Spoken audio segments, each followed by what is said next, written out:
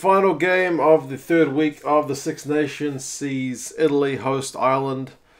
Yeah, it's a pretty long-looking task for the Italians.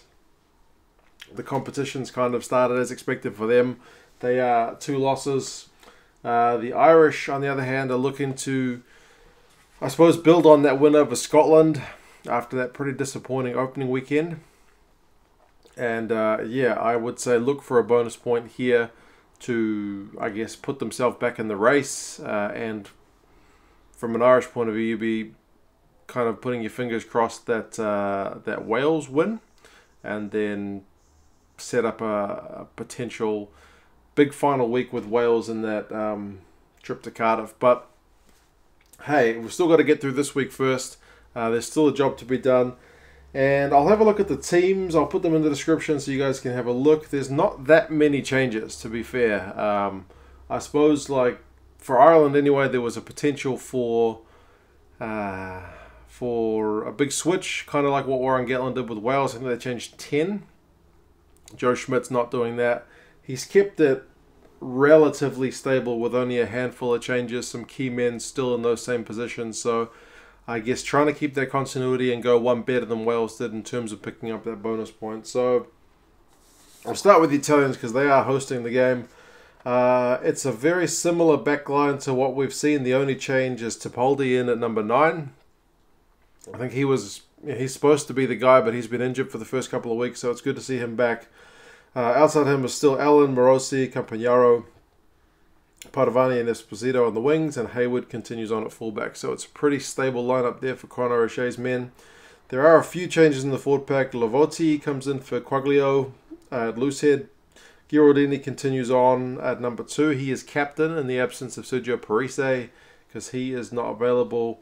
Ferrari, I think it was Parisse got a concussion, I think, over the weekend in France. So that's very disappointing for them. But Simone Ferrari is continuing at tight head.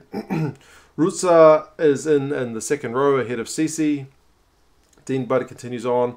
Tuivaiti, it comes in, I think, from the bench into number 6. Mbanda is in at 7 because Steyn has had to move to 8 to cover for Parisse. So, yeah, there's a bit of a shift, but it's not wholesale changes. So I guess it's largely trying to keep that spine of the team as consistent as you can, but yeah, a few enforced changes there as well.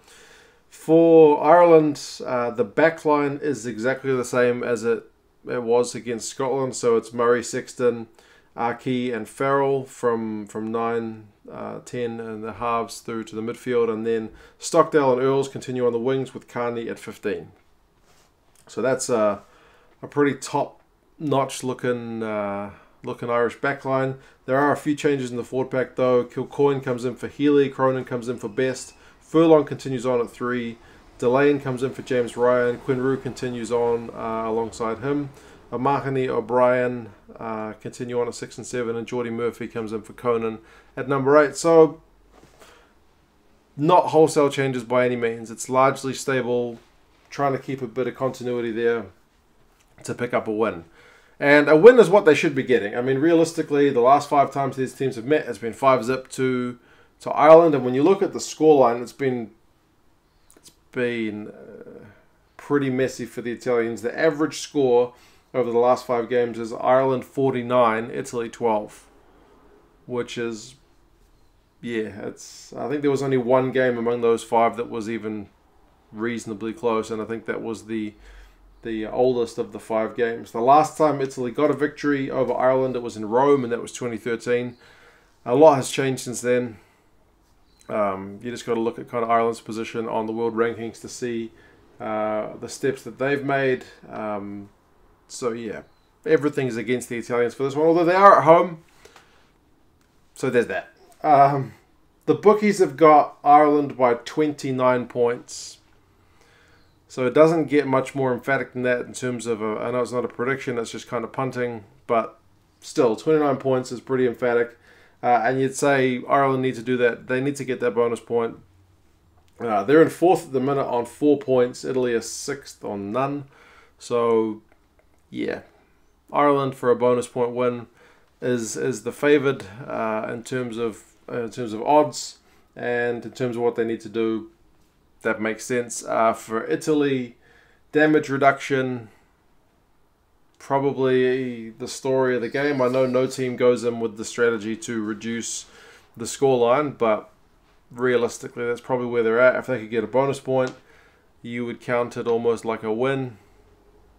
And if they can somehow get a victory,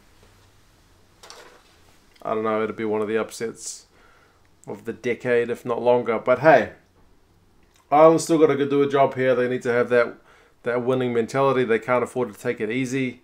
Italy really need to show up for the 80 if they're going to have any chance. But hey, you guys let me know your thoughts on this game. The squads, as I said, they're in the description. What do you think about 29 points as the predicted kind of scoreline? But yeah, guys, let me know your thoughts. I'll talk to you again soon. See you later.